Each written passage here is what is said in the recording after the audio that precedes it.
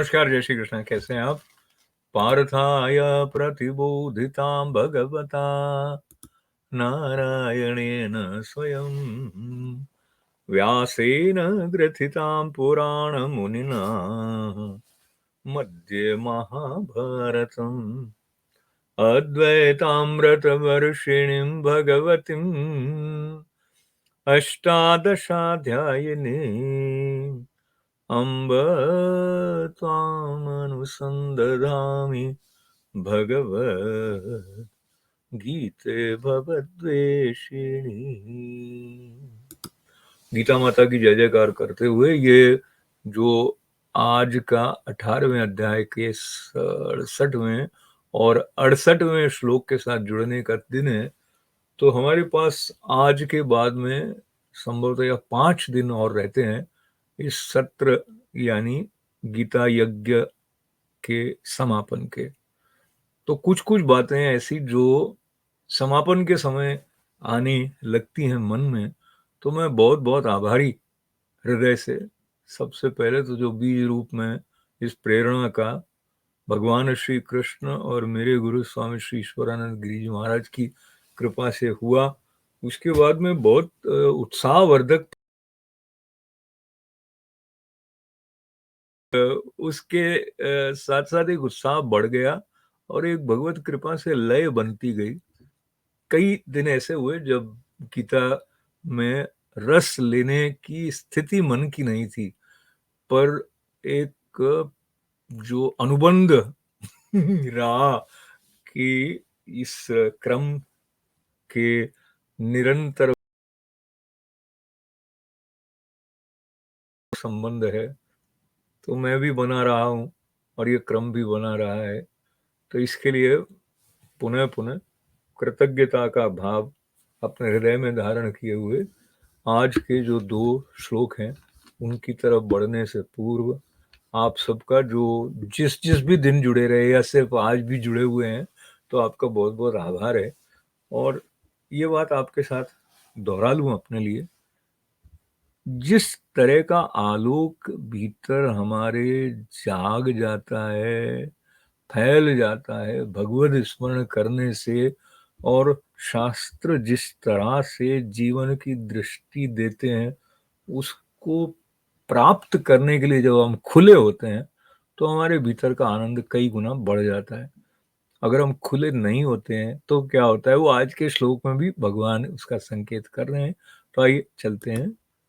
इदं ते ना तपस्काय ना भक्ताय कदाचन न चाशु शुशवे वाच्यम न च माम योऽभ्यसूयति।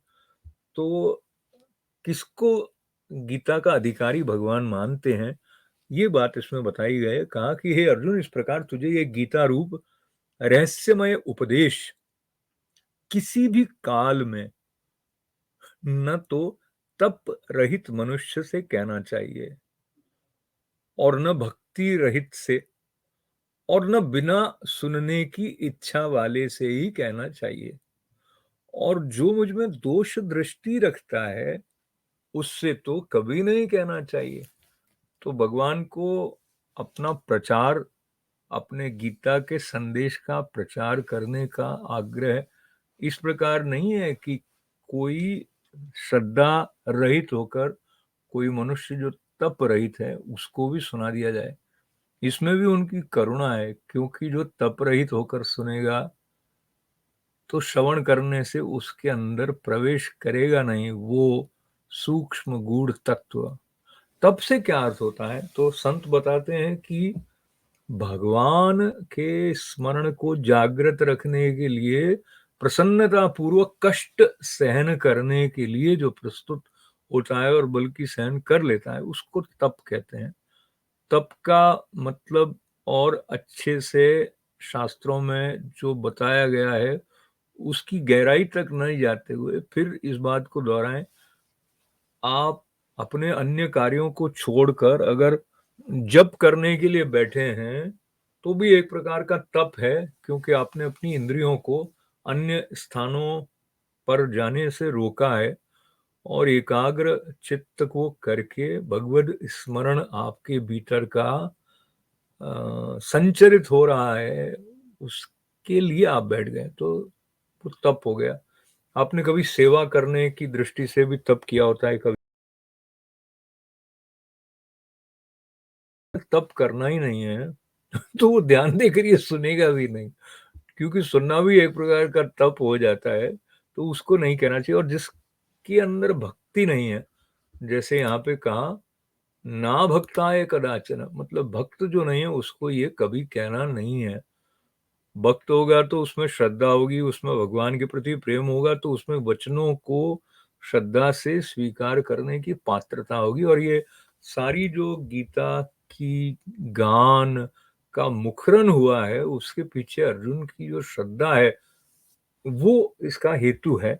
और साथ में आगे ये कहा कि अशु अशु शुष्वे, यानी जिसकी सुनने की इच्छा नहीं है। ये कितनी अच्छी बात करी। तो ऐसे तो कई लोग होंगे जिनकी सुनने की इच्छा नहीं है, और अगर आप उनको सुनाएंगे भी तो ऊपर ऊपर से ऐसा लग भी सकता है कि वो सुन रहे हैं, मगर वस्तुतः वो सुन पाएंगे नहीं, क्योंकि ये समग्रता की बात है, और जो समग्र रूप से उपस्थित होने के लिए प्रस्तुत नहीं है, उसके प्रति ये गीता का ज्ञान खुलने वाला नहीं है। ऐसा और किसी ने नहीं, सीधा सीधा भगवान ने स्वयं कह दिया है।